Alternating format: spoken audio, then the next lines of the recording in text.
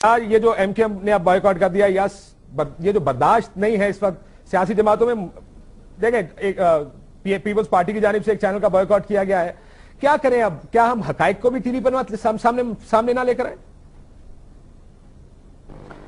جی بسم اللہ الرحمن الرحیم. بہت شکریہ کاشف عباسی صاحب. سب سے پہلے تو میں یہ آپ سے کہنا چاہوں گا کہ بہت ہی غیر دانشمندانہ اقدام ہے. بالکل بھی بائیکاٹ نہیں کرنا چاہیے، اور جو بھی الزامات ہوں دوسری طرف سے لگائے جائیں تو ان کا سامنا کرنا چاہیے، یقیناً اس کا جواب بھی دینا چاہیے.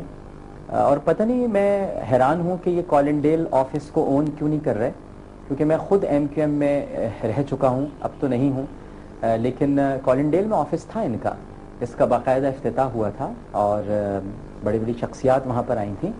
تو پہلے بلکہ یہ مڈل سیکس ہاؤس میں تھا یہ آفس، اور اس وقت جو ایجویئر ہائی اسٹریٹ ہے ادھر یہ ایم کیو ایم کا آفس ہے، اس کے بالکل سامنے مڈل سیکس ہاؤس ہے. پہلے وہاں پر ہوا تھا اور یہ وہ بہت بڑی جگہ تھی تو اخراجات کنٹرول نہیں ہو رہے تھے، تو پھر انہوں نے کالنڈیل میں شفٹ کیا تھا، اور کالنڈیل کے بعد پھر یہ اس وقت آئے ہیں ایجویئر ہائی اسٹریٹ پر جو آفس ہے. تو پتہ نہیں کیوں نہیں اون کر رہے ہیں، اون کر لینا چاہیے. کالنڈیل میں آفس تھا اور سب کو معلوم تھا کہ وہاں پر، اور کالنڈیل اور ایجویئر میں بہت تھوڑا فاصلہ ہے. اگر آپ کالنڈیل میں صرف ایک اسٹاپ آتا ہے برنٹ آک کا، اور برنٹ آک کے بعد پھر ایجویئر ہے، تو زمین آسمان کا فرق تو ہو بھی نہیں سکتا. میرے خیال سے ایک اسٹیشن کا فرق ہے، اور وہ بھی اگر آپ ٹرین سے جائیں تو 4.5 منٹ لگتے ہیں، اور اگر آپ ڈرائیو کریں تو پھر میرے خیال سے 8 منٹ لگتے ہیں.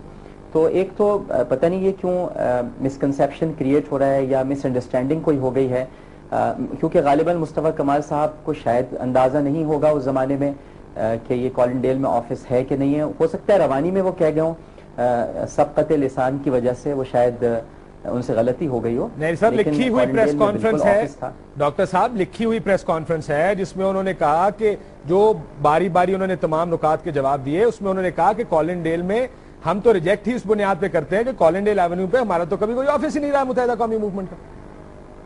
نہیں، وہ غلط کہہ رہے ہیں، ان کو نہیں کہنا چاہیے ایسا، بری بات ہے. اس سے کہ کالنڈیل میں آفس تھا اور کافی عرصے رہا ہے وہاں پر آفس.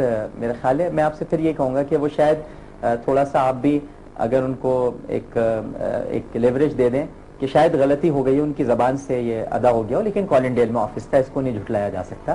اور اس وقت وہ ایجویئر ہائی اسٹریٹ پہ. جہاں تک ان کے بائیکاٹ کا تعلق ہے، میرا خیال ہے کہ بائیکاٹ نہیں کرنا چاہیے. ایون 12 مئی کے سانحے کے بعد، جو کہ بڑا سنگین واقعہ تھا اور بہت ہی دردناک تھا، لیکن تب بھی یہ لوگ ٹیلی ویژن پر آئے تھے اور اس کا دفاع کیا تھا اپنے طور پر. تو میرے خیال سے تو بہت بری بات ہے، بائیکاٹ بھی نہیں کرنا چاہیے.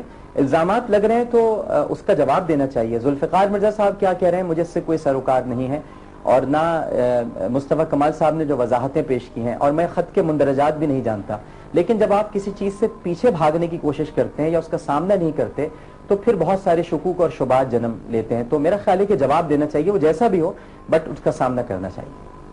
بالکل ٹھیک ہے ڈاکٹر صاحب، لیکن آپ کہہ رہے ہیں کہ آپ خود جانتے ہیں کہ کالنڈیل آفس ہے متحدہ قومی موومنٹ کا، اور آپ یہ بھی کہہ رہے ہیں کہ اس میں اس کو ڈینائی کیوں کیا جا رہا ہے متحدہ قومی موومنٹ کی جانب سے، کیونکہ آپ بھی یہ کہہ رہے ہیں کہ وہ کالنڈیل کا آفس آپ نے دیکھا تھا، جبکہ جو ڈینائل کہہ نہیں رہا ہوں، بلکہ میں اس بات کا گواہ رہا ہوں. میں نے کالنڈیل آفس دیکھا ہے.